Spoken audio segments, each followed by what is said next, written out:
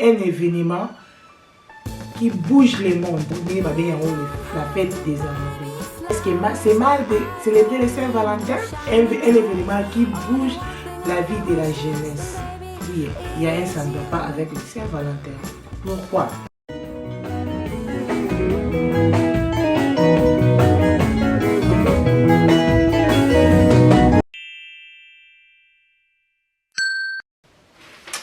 Salut la famille, j'espère que vous allez bien. Moi je vais bien par la grâce de Dieu. Je suis encore là, la maman des 3 quais. Alors j'espère que vous avez passé un week-end malin, un bon week-end à tout le monde. Alors ne soyez pas étonnés avec les titres que vous avez vus. La maman des 3 quais est venue juste pour parler de Saint-Valentin. Saint-Valentin, un événement qui bouge le monde, un événement qui bouge la vie de la jeunesse. Alors, lelo naye kana lobela Saint-Valentin. Ok? Naye na pesa kaka quelques points peut-être mis sous au comprendre et le koyozo célébrer. Tu belé, bah c'est préparé, bah sobi bilamba rouge, bah sobi ba robe ya rouge, bah sobi ba sac ya rouge, bah sobi ba fleur pour na ko offre ko pesa bah amoureux na ba amoureux ni ba bien la fête des amoureux. Na vidéo na yeko pekisa mutu te à célébrer fête ya Valentin. Na yeko ebisa mutu te ki atika mais na juste ko interpeller. Parce que moi, je suis chrétien. Alors, moi, je suis là pour m'adresser aux vrais chrétiens. Alors, à ma connaissance, à ce que j'ai fouillé, j'ai trouvé que Poto Meka pour découvrir pourquoi et comment est-ce que autorisé un vrai chrétien à célébrer Saint-Valentin. Il y a au moins un titre dans la lobby qui un vrai chrétien ne peut pas célébrer ou fêter la fête de Saint-Valentin. Alors, il oh, problème ni le canalier. Est-ce que c'est mal de célébrer le Saint-Valentin? On a 3 choses.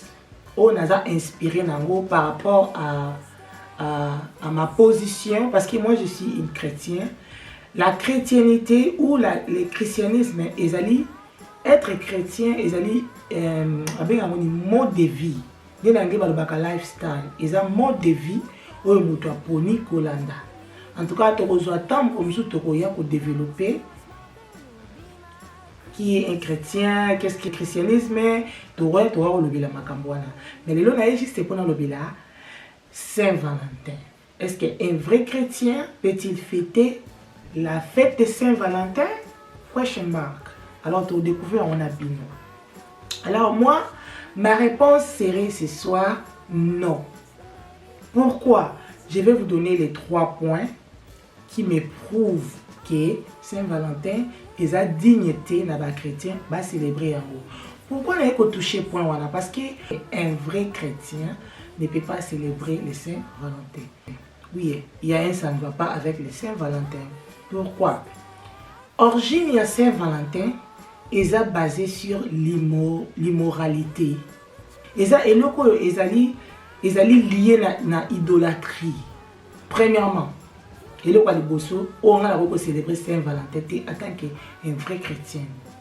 Nous avons parfaiteté, nous avons sainteté, mais nous avons dit qu'un vrai chrétien a célébré Saint-Valentin. Pourquoi? Il y a quelque chose de mal avec Saint-Valentin? Oui, j'ai répondu oui. Alors, ma préoccupation est à 3 points. Saint-Valentin est origine de notre source, est basée sur l'idolâtrie. Il y a mis balé, est dévier l'instruction de Nzambe. Parce que en tant que moi, Nzambe, je vais vivre dans mon kili, dans mon moi, et ça a un principe, une structure, et c'est en tant qu'enfant de Dieu. Bien que tout des fois, l'esprit est bien disposé, mais la chair est faible. Mais il y a des dispositions, des principes, il y a des structures où il s'agit un vrai chrétien à l'anda pour marcher dans la vérité, pour accomplir de la oye à l'andaki. Alors, Saint-Valentin ezali basé na structure nango ezali contre structure oyo ya Nzambe. Structure oyo Nzambe apesi to structure oyo ezali biblique. Eza mopandi déjà. Raison ya misato. Saint-Valentin ezo encourager ba amour moko oyo eza biblique te. Oyo eza vraiment eza parfait te quoi. Eza basé na sexe.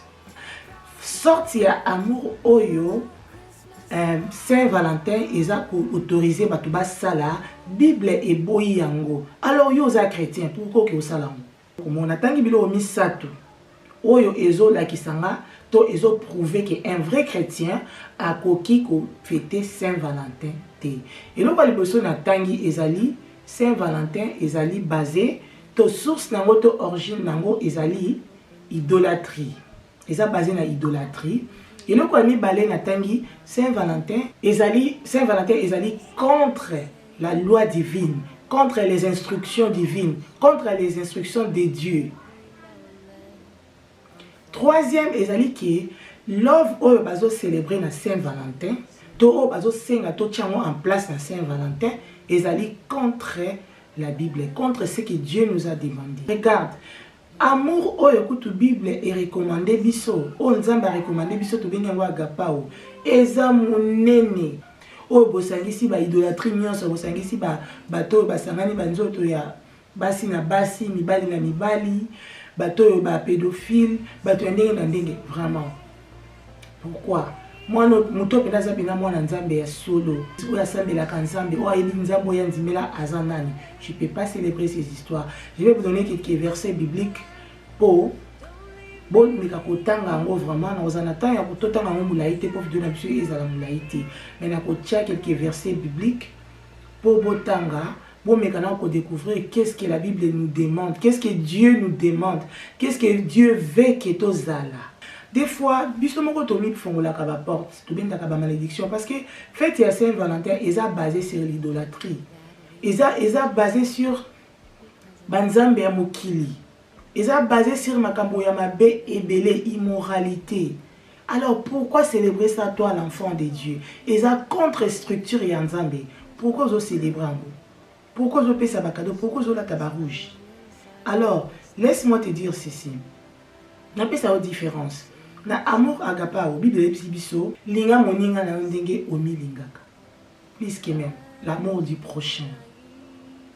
Toke na amour toujours, Bible lobi, Marie aimez vos femmes. Balobi zaka le 14 février. Alors, principe ya amour ezali aide ezanakati, pardon ezanakati, tout na principe comme ça to lobi la PSG ya amour. Amour couvre tout, amour. Alors, moi si walingi mobali na ye, ako se soumettre na mobali na ye, ako la serviable pa mobali na ye every single day. Every day. Non only le 14 février. Moi si walingi mobali na ye, ako servir mobali na ye every single day. Moi si walingi mobali na ye, ako respecter mobali na ye, ako la soumise pa mobali na ye every single day. Moi, je suis allé mobile à cadeau every single day. Non, le 14 février. Non, c'est une vérité. Si on a une vérité, Saint-Valentin est amabé. Surtout pour les chrétiens. Les non-croyants, I don't mind. Parce que tant qu'on dit que je suis chrétien, il faut aussi obéir aux institutions de Dieu. C'est très important. Et ça basé, quand on a aussi trois choses. Origine à Saint-Valentin est basé dans l'idolâtrie. Après, deuxième point, c'est contre l'instruction de Nzambe. C'est contre l'instruction de Nzambe. Pour la raison, on a toyebi. Et puis, troisième, c'est tolérer, accepter, célébrer amour ou est vrai. Amour ou est na biloko mabe caché na senango. Alors, s'il vous plaît, yo mwana Nzambe, au bon de la Nzambe, au buka mabolo na sepo na lukelongi Nzambe, tu es un chrétien, oyamba yesu lokola mokonzi mo bix na yo, ozwa baptême ya immersion. maman, papa, ozo sala mabe, nzamba zo sepela na yo te tant ozo célébrer Saint-Valentin. Alors, dans la lobby kaka, oza mato ya koyoka ayoka, Saint-Valentin n'honore pas Dieu. Un vrai chrétien ne peut pas célébrer le Saint-Valentin. Pourquoi? Parce qu'ils sont basés dans l'idolâtrie. L'amour vrai, c'est ce que la Bible nous recommande. Et le but, tolingana sans limite. Tolingana mokope mususu. Aimez-vous les uns les autres. Babi, mari, aimez vos femmes. Babi, femmes, soyez soumises. C'est ça un vrai amour. L'amour qui dure, l'amour qui traîne tous les jours et ça permanent dans la kunayo.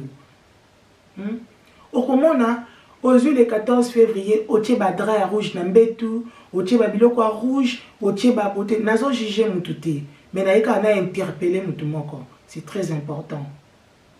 Peut-être mutu moko oyo kango e kufungula moral na ye. Ozo célébrer loko oyebi mutu na makoloté. C'est la recherche na makambo etali Saint-Valentin, soit-disant Saint-Valentin na bino. Histoire à Malam Ouizakunate, histoire à Malam Ouizate. Ils sont contre institution divine. Ce qu'on a dans la chrétienté, yomoko religion na yoto doctrine na yo et ebisio loko yoko salame. Je m'adresse aux chrétiens. Je m'adresse vraiment aux chrétiens. Un vrai chrétien ne peut pas célébrer ses fêtes de Valentin. Célébrer ton amour chaque jour. Yango komona beaucoup ici ba rouge na ndaku ba makila ya ba roi wana ya ba idolâtrie bazo invoquer. Et puis, peuple yanini, normalement, bah ebi ke biloko wana eza malamu te. Eza pe moko ya ba business plan. Pour bah ebi ke na période ya février tokoteka, ba uti na mpiaka ya décembre, bah ebi ke na février tokoteka. Totia ba fleur, totia ba chocolat, totia bilamba rouge. Vous voyez? Eza ba plan ebele bombami na kati ya makambo Saint-Valentin, mais biso toza blind, toza ignorant. Alors, s'il vous plaît, ceux qui m'ont encouragé dans l'ignorance, dans la hypocrisie, qui célébrer Saint-Valentin, moi je vais te dire aujourd'hui, en tant qu'un vrai chrétien, Saint-Valentin is no good. Et ça bien. Mais, je vous en supplie, aux chrétiens, aux croyants, aux croyants en Yesu Masia, et l'autre aux sala, ils ont les soum, ils ont mabé makasi, ils ont mabé. Ils ont malamouté. Ils sont contre l'institution, ils sont basés dans l'idolâtrie, ils sont basés dans la bébé. Il faut éviter. Il faut éviter. Ou éviter les moni aux obenga nandaku na yo tango otie ba fleur à rouge nandaku, otie ba drap à rouge, otie ba nini à rouge. Mais après yango, y aura toujours mona ba divorce et ça la mebele ba mari de nuit bazo envahir ba couple, ba kama bezo côté belé parce que vous célébrez des histoires que vous connaissez pas. Alors, s'il vous plaît, n'ayez pas la moutouté, n'ayez pas pekisa moutouté, n'ayez pas boisa moutouté, mais n'ayez pas un vrai chrétien. S'il vous plaît, regardez ce que la Bible nous dit. On peut ça va verser si on peut ça va verser dans souka. Mais il va déjà qu'on bima la barre d'info na biso. Deutéronome chapitre 12, verset 29, tina verset 32. Lévitique 18, 1 à 30. C'est très important. Il y aura bien de la malédiction. Alors, je ne serai pas longue. Nous aussi, c'est Sikoyo. Il y a le Bela Saint-Valentin. Le Bela 3 importantes choses au Batubazo ignorer sur Saint-Valentin. Alors, un vrai chrétien ne peut pas célébrer cette fête de Valentin.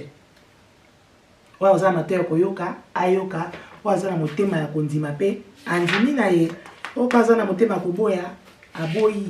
Mais na message, choisissez la bonne part, choisissez la vérité. Ça la choix bien. Parce que tout ça, la tant on dit que aux chrétiens. Si vous êtes chrétien, ça se comprend.